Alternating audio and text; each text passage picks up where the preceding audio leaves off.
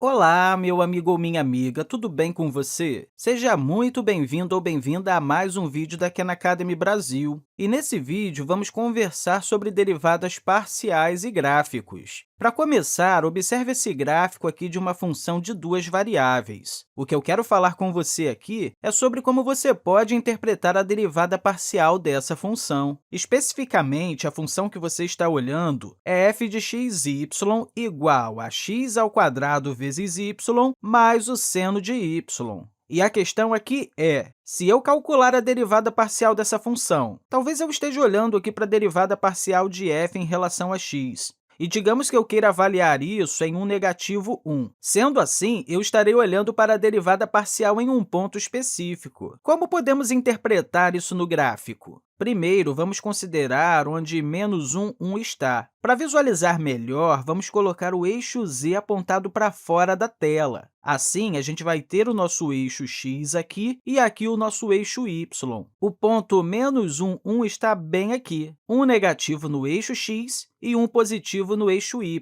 Esse é o nosso ponto no gráfico. E a primeira coisa que você quer fazer é que, quando estamos calculando a derivada parcial em relação a x, a gente finge aqui que y é uma constante. Então, vamos adiante aqui e avaliar isso. Quando você está fazendo isso, x ao quadrado é uma variável e y é uma constante. Sendo assim, o seno de y também vai ser uma constante. Então, isso vai ser igual a, derivando x ao quadrado, vamos ter 2 vezes x vezes y, que é uma constante.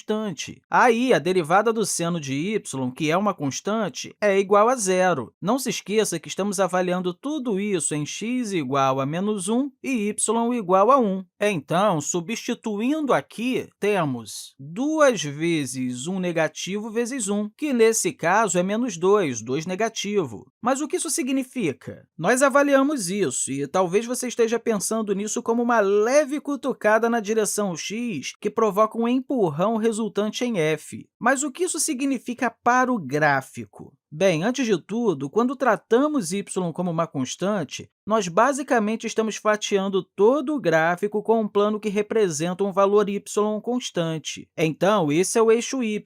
E o plano que corta o gráfico de forma perpendicular a esse eixo é o que representa um valor y constante. Esse representa o valor y constante igual a 1, mas você pode imaginar esse plano deslizando ao longo do eixo y, e que isso representaria vários valores y diferentes. Então, para a derivada parcial geral, você pode imaginar o que você quiser, mas esse é y igual a 1. Então, eu vou fatiar aqui o gráfico nesse ponto e desenhar uma linha vermelha. Essa linha vermelha é basicamente todos os pontos no gráfico onde y é igual a 1. É bom enfatizar isso aqui, tá? Onde y é igual a 1. Então, esse y é igual a 1. Sendo assim, quando olhamos para isso, podemos realmente interpretar a derivada parcial como uma inclinação, porque estamos olhando para o ponto aqui. Estamos perguntando como a função muda conforme nos movemos na direção x. Do cálculo de variável única, você pode estar familiarizado pensando nisso como a inclinação de uma reta e estar com as ideias mais solidificadas em relação a isso. Com isso, eu posso dizer que você está começando aqui, aí você considera um empurrãozinho aqui, apenas um pequeno passo. Eu estou desenhando isso aqui com um tamanho considerável, mas você tem que imaginar isso aqui como um passo muito pequeno, como seu dx. E aí, a distância para a sua função aqui é a variação no valor da sua função. Eu disse dx, não foi? Mas o correto é falar parcial x, ou derrom dx. E aqui, parcial f, ou derrom df. E como aquele pequeno empurrão fica cada vez menor, essa variação aqui vai corresponder com a tangente que a reta faz. E é por isso que você tem essa inclinação com o sentido descendente. E se você olhar o valor e a própria reta, parece que tem uma inclinação de cerca de 2 negativos. Então, isso faz total sentido, porque encontramos esse 2 negativo aqui, que é o que estamos vendo aqui. Agora, vamos fazer isso com a derivada parcial em relação a y.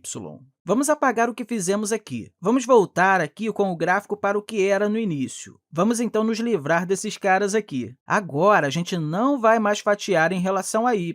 Em vez disso, vamos cortar o gráfico em um valor x constante. Sendo esse aqui o eixo x, esse plano representa o valor constante x igual a 1 negativo. Podemos dividir o gráfico nesse ponto. Depois de cortar, eu vou desenhar uma linha vermelha novamente para representar a curva. Dessa vez, essa curva representa esse valor x igual a 1 negativo, ou seja, todos os pontos do gráfico onde x é igual a menos 1. Agora, quando calculamos a derivada parcial, vamos interpretar isso como a inclinação dessa reta resultante. Então, essa inclinação acaba ficando assim, representado aqui por essa linha azul. E vamos em frente calcular a derivada parcial de f em relação a y agora. Eu vou usar uma cor diferente aqui agora, ok? A derivada parcial de f em relação a y.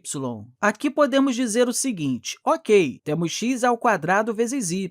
Considerando x como uma constante aqui, x ao quadrado também será uma constante, e isso vai multiplicar y, que é uma variável agora. Derivando essa relação, ficamos apenas com a constante, que nesse caso é x ao quadrado. Agora temos o seno de y. A derivada do seno de y em relação a y é o cosseno de y. A gente quer avaliar isso no ponto menos 1, 1. Ao fazer isso, temos como resposta 1 negativo ao quadrado mais o cosseno de 1. Bem, eu não tenho certeza qual é o valor do cosseno de 1, mas eu sei que é algo um pouquinho positivo. Sendo assim, o resultado disso vai ser 1 positivo mais alguma coisa. Eu não sei o que é essa coisa, mas eu sei que é algo positivo. Isso deve fazer sentido, porque quando olhamos aqui para a inclinação dessa reta, temos algo um pouquinho maior que 1. Eu não tenho certeza exatamente do valor, mas é um pouco maior que 1. Você vai ouvir muitas pessoas falando que a derivada parcial é como se fosse a inclinação de uma fatia de um gráfico,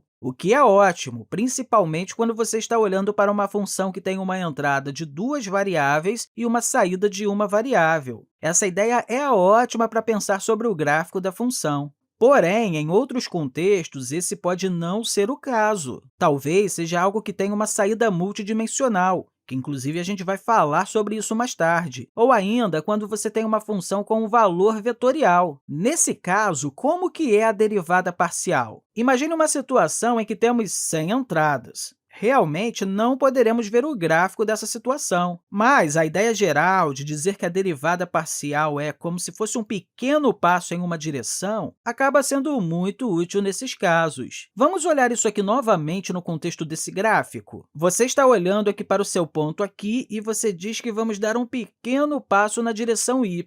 Eu vou chamar isso aqui de parcial y.